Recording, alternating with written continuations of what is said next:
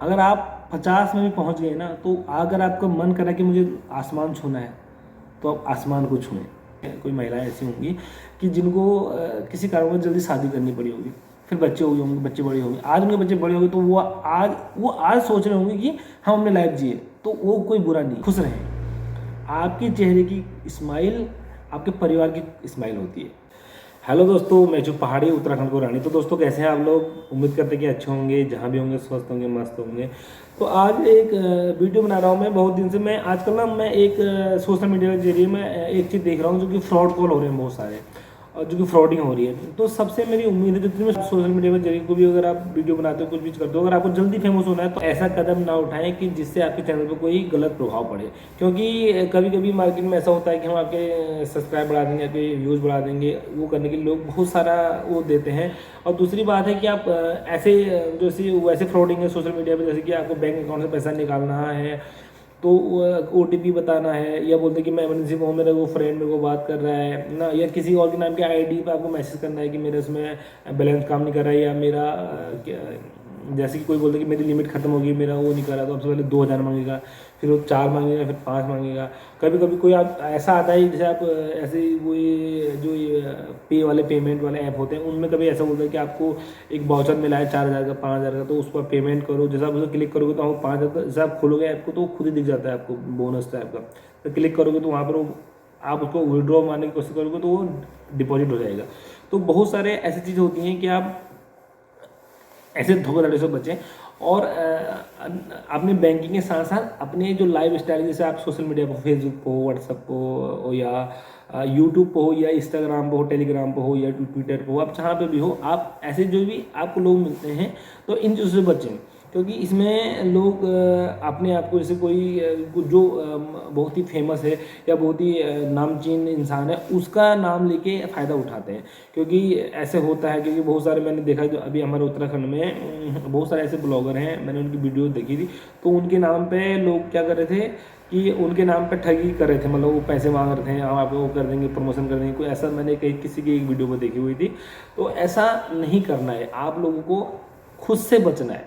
Fraud जो होता है अपने आप नहीं होता है, फ्रॉड थोड़ा हमारी गलतियों की वजह से होता है। तो आप बचें इन चीज़ों से और अपने हर चीज़ में प्राइवेसी की कोशिश करें। क्योंकि दिनचर्या है, अपने सोशल मीडिया के जितना आगे बढ़ रहे हो उसके साथ साथ अपने आप को भी अपने लाइफ स्टाइल को भी थोड़ा कंट्रोल करना पड़े। दूसरा, सर्दी के दिन आ चुके हैं, तो मेरा सभी से एक गुजारिश है कि सर्दियों में आप लोग कोशिश करें कि जो कि कोहरा लगा है इधर दिल्ली, इधर गाजियाबाद साइड, उसको रेड जोन में डाल दिया था। क्योंकि वहाँ पर ना कोहरा इतना ज़्यादा हो गया था कि स्कूल भी वहाँ पर भी बंद कर दिए गए थे। तो अभी बच्चों का एग्जाम खत्म होने वाले हैं, तो आप लोगों से एक गुजारिश है, आप अगर आपको बेस्ट लाइफ चाहिए बच्चों की, और बेस्ट अगर आपको चाहिए कि अभी मौसम और वो धूप से उनकी हड्डियों में मजबूत बनाए, छोटे छोटे बच्चे जितने हैं, तो आप उनको पहाड़ के जाए।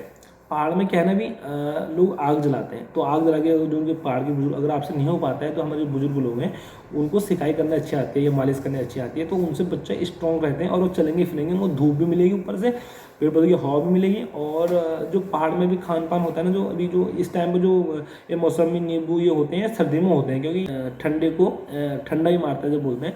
तो ये जो चीज़ें होती हैं ठंडी चीज़ें, ये हमारे शरीर को क्या बोलते हैं, इसको एक सही दिशा में ले जाते हैं। तो आप इन चीज़ों में ऐसा ना करके हम नींबू रम ना खाएं, हम वो हो रहा है तो हम ये ना खाएं, ये प्रकृति की देन है, ये होते हैं इसी टाइम पे है, ठंडे के दिन ही होते हैं। तो आप इनको अच्छी तरह से गुड़ में या वो दही मिला के भी ऐसे वो खा सकते हो, या नॉर्मली भी आप उसको ले सकते हो ठंड इस। और पहाड़ों में भी जो आग का सिलसिला है, आप कुछ टाइम अपने आप को ये समझ लो कि हम एकदम वो है नॉर्मल इंसान है, आप वहाँ की आग से आग का आनंद लें। जितना आप काले गोरे जैसे हो रहे तो होने को कोई दिक्कत नहीं, लेकिन आपके अंदर जो स्ट्रॉन्ग बनाएगा, जो आप दिल्ली में मैंने देखा भी 2 मिनट या 11-12 बजे 2-4 घंटे धूप आ रही है, आपको धूप में उतनी जान नहीं है। लेकिन पहाड़ों में जो बात है ना वो कहीं नहीं है, अपनी देवभूमि में जो बात है वो कहीं पे नहीं है। तो छुट्टियां पड़ रही हैं, कोई काम इतना अगर हो ही नहीं है तो आप बच्चों को लेकर जा सकते हो। जो कमाने वाले हैं उनको तो रहना पड़ेगा, मजबूरी है, छुट्टियां लेंगे तो फिर उनकी महीने की दिनचर्या खराब हो जाएगी। तो ऐसे बहुत चीज़ें हैं। तो फ्रॉड के साथ साथ आप अपनी लाइफ स्टाइल को भी चेंज करें, अपने इन चीज़ों से बचें। और जब भी आप कभी भी, आजकल तो बहुत सारी सुविधाएं भी हमारे पहाड़ की लोकल गाड़ियाँ चलने लग गई। अगर आप बसों में ऐसे को सफ़र करो तो वहाँ भी आप फ्रॉडिंग करने से बचें। किसी के हाथ से कुछ खाए नहीं, किसी के हाथ को ले नहीं। कोई खिला रहा है आपको तो आप कोई पीने के लिए दे रहा है, आपने पी रहे साथ में, तो ऐसी चीज़ों का उपयोग ना करें। क्योंकि आजकल आपको रास्ते में चलते फिरते में वो लोग कुछ खान पान के साथ भी ऐसे कुछ खिला सकते हैं। तो आप अपना खाएं, कोई बात नहीं, कुछ टाइम नहीं खाओगे तो कुछ कोई फ़र्क नहीं पड़ता। लेकिन ज़िंदगी छोटी सी है, इसको मौज से जियो, शौक से जियो। और इसमें सबसे बेटर बात, ज़िंदगी के लिए एक छोटा सा एक लाइन कहना चाहूँगा कि आप अपने आप को ना पहले समझो, अपने आप को पहचानो, अपने आप को जानो।